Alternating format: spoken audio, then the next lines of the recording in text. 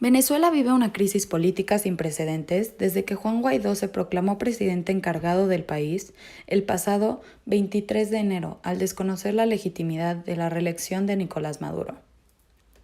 La magnitud del desafío que supone esto para la permanencia en el poder de Maduro quedó clara de forma inmediata, cuando Estados Unidos anunció ese mismo día que reconocía al presidente de la Asamblea Nacional de 35 años como presidente interino del país sudamericano.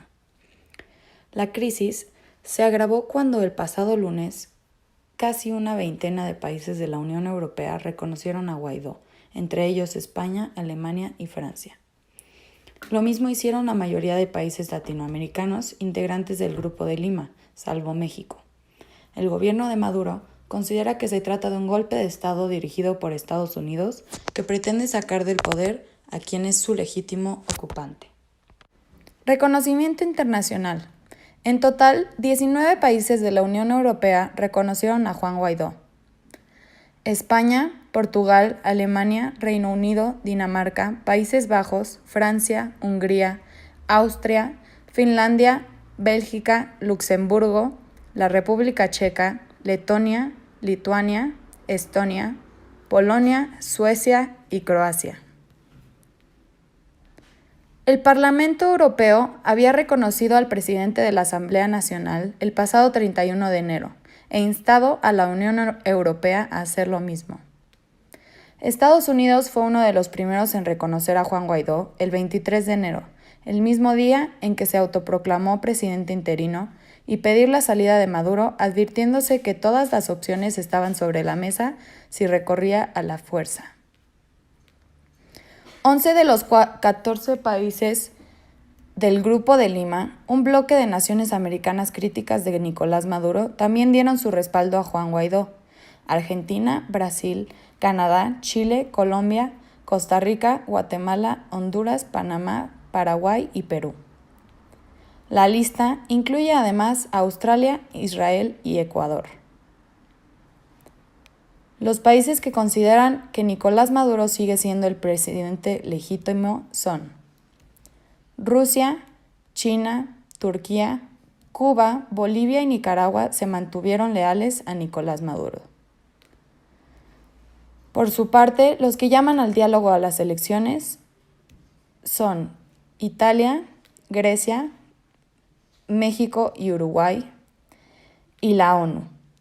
El secretario general de la ONU, Antonio Guterres, expresó el 28 de enero su voluntad de enviar una misión para facilitar el diálogo y la negociación entre las partes en Venezuela.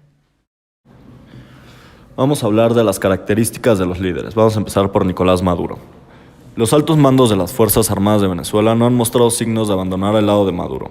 El ministro de Defensa, Vladimir Padrino, reafirmó su apoyo en un tuit, diciendo que las Fuerzas Armadas de Venezuela rechazaron a cualquier autoproclamado presidente. La Corte Suprema, repleta de leales a Maduro, se ha mantenido firmemente detrás del líder socialista, dictaminando a principios de esta semana que todas las acciones tomadas por el Congreso, lideradas por Guaidó, son nulas y sin efecto. Rusia calificó a Maduro como el presidente legítimo del país y acusó a Estados Unidos de intentar usurpar el poder en Venezuela, advirtiendo a Washington contra la intervención militar. La compañía petrolera estatal, que representa la mayor parte de los ingresos de exportación de Venezuela, apoyó a Maduro. No tenemos otro presidente, diciendo. Además de Maduro, dijo el presidente y ministro de Petróleo, Manuel Quevedo, un oficial militar de carrera. Algunos gobiernos de izquierda en la región, incluidos Cuba y Bolivia, continúan respaldando a Maduro. México, donde el izquierdista Andrés Manuel López Obrador asumió el cargo el año pasado, abandonó la posición del gobierno anterior a Maduro y dijo que seguirá una política de no intervención. Un núcleo acérrimo de chavistas en Venezuela, incluidas las pandillas armadas en las zonas urbanas pobres, sigue siendo fundamental para la exhortación del difunto líder Hugo Chávez a apoyar a Maduro pase lo que pase. Vamos a hablar de Juan Guaidó. El Ejecutivo de la Unión Europea pidió nuevas elecciones, pero se negó a reconocer explícitamente a Guaidó como presidente. Una declaración de la Unión Europea instó de las autoridades a respetar sus derechos civiles, libertad y seguridad, y permitir a los venezolanos determinar libremente su futuro. El presidente francés, Emmanuel Macron, saludó el coraje de los venezolanos que marchaban por la libertad y calificó de ilegal la victoria electoral de Maduro en 2018. Un portavoz de la primera ministra británica Theresa May dijo que las elecciones de Maduro no fueron libres ni justas y expresó su apoyo a Guaidó como jefe de la Asamblea Nacional. El gobierno alemán dijo que el Parlamento de Venezuela tenía un papel especial que desempeñar para asegurar el futuro libre de Venezuela. Hay algunas señales de que el apoyo de la oposición se está expandiendo más allá de sus áreas tradicionales de clase media y alta. Esta semana han estallado varias protestas contra Maduro en barrios y barrios marginales de clase trabajadora. Algunos oficiales militares de bajo rango han expresado su descontento en el gobierno. El gobierno dijo el lunes que suprimió una revuelta militar después de que un grupo oficial robó armas, secuestró oficiales y exigió la remoción de Maduro. Venezuela vive como Estado la peor crisis institucional de toda su historia republicana, y como nación, la mayor incertidumbre que se hubiera podido gestar acerca del futuro inmediato de todos y cada uno de sus pobladores e instituciones. En este escenario, el tiempo es el principal rival de Nicolás Maduro, ya que cada día se agudizan más los problemas del país.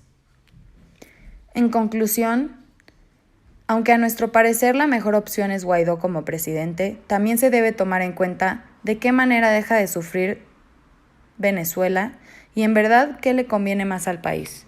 Se considera el bienestar de los ciudadanos y todo lo que a ellos compete. No sabemos a ciencia cierta si el problema en este momento es el presidente o no, ya que la crisis está en un punto en el que es muy difícil de solucionar.